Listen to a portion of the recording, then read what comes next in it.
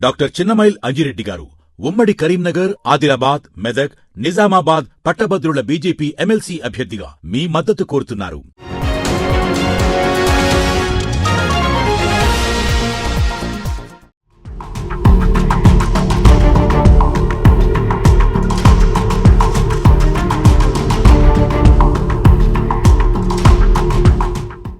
కుంభమేళా గంగానదిలో పవిత్ర స్నానం చేస్తూ హారతిస్తున్న పవన్ కళ్యాణ్ ని చూసి సంతోషపడాల్సింది పోయి ఫ్యాన్స్ అంతా హర్ట్ అయిపోయారు. ఏంటి పవన్ కళ్యాణ్ అలా అయిపోయాడు? ఆ పొట్టేంటి, ఆ ఛాతేంటి, ఆ ఫేస్ ఏంటి?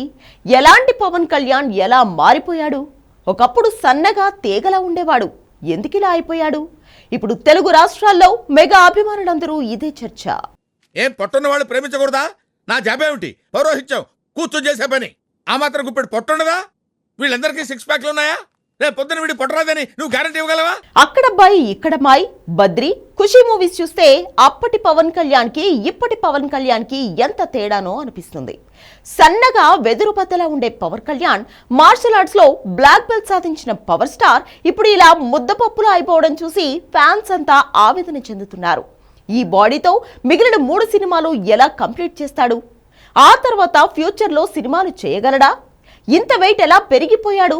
ఇప్పుడు తెలుగు రాష్ట్రాల్లో మెగా ఫ్యాన్స్ మధ్య జరుగుతున్న చర్చ ఇదే.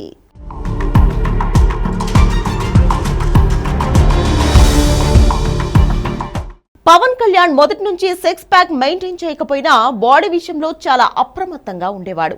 ఆయనకు హైదరాబాద్ బిర్యానీ చాలా ఇష్టమైన ఎప్పుడో గానీ తినేవాడు కాదు. భోజనం విషయంలో చాలా లిమిట్గా ఉంటాడు. అలాగే రోజువారీ వర్కౌట్ చేయడం ద్వారా 2 దశాబ్దాలుగా తన బాడీ వెయిట్ పెరగకుండా ఆయన జాగ్రత్త పడ్డాడు.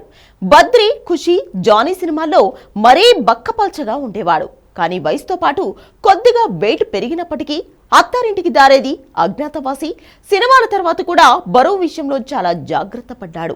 పెద్దగా భోజన ప్రియుడు కాకపోవడం కూడా పవన్ కు అడ్వాంటేజ్. అలాంటి పవన్ కళ్యాణ్ కుంభమేళాలో స్థూలకాయంతో దర్శనమివ్వడం జనానికి ఆశ్చర్యం కలిగించింది. ఆయన పూర్తిగా వర్కౌట్స్ వదిలేసినట్లుగా అర్థమవుతుంది. ఎన్నికల ప్రచారం జరుగుతున్నప్పుడే రోజువారీ దినచర్యలు దెబ్బతిన్నట్లు ఉన్నాయి. ఆ తర్వాత ప్రభుత్వ ఏర్పాటు, డిప్యూటీ సీఎంగా బాధ్యతలు, పార్టీ కార్యక్రమాలు, జనంలో తిరగడం, వీటన్నిటితో పవన్ పూర్తిగా తన శరీరంపై ధ్యాస వదిలేసినట్లు ఆయన బాడీ చూస్తే అర్థమవుతుంది.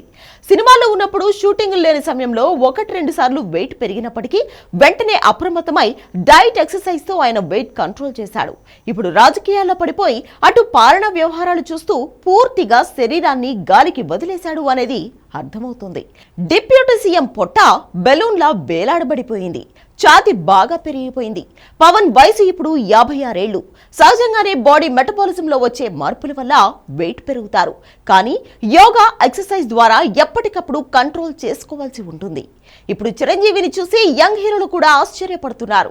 వెయిట్ కంట్రోల్ విషయంలో చిరంజీవి చాలా అప్రమత్తంగా ఉంటున్నారు. అన్నగారు అంత స్లిమ్ గా మారిపోతే తమ్ముడు పవన్ కళ్యాణ్ మాత్రం ఊహించని విధంగా ఊబకాయంతో దర్శనమిచ్చాడు జనానికి. పవన్ ను చూసి ఫ్యాన్స్ అంతా ఆశ్చర్యపోతున్నారు, ఆందోళన చెందుతున్నారు కూడా. చేతిలో 3 సినిమాలు ఉన్నాయి. ఇలా ఉంటే ఆ సినిమాలు పూర్తి చేయగలుగుతాడా? అలాగే ఫ్యూచర్లో సినిమాల పరిస్థితి ఏంటి? అసలు నటుడిగా కొనసాగుతాడా?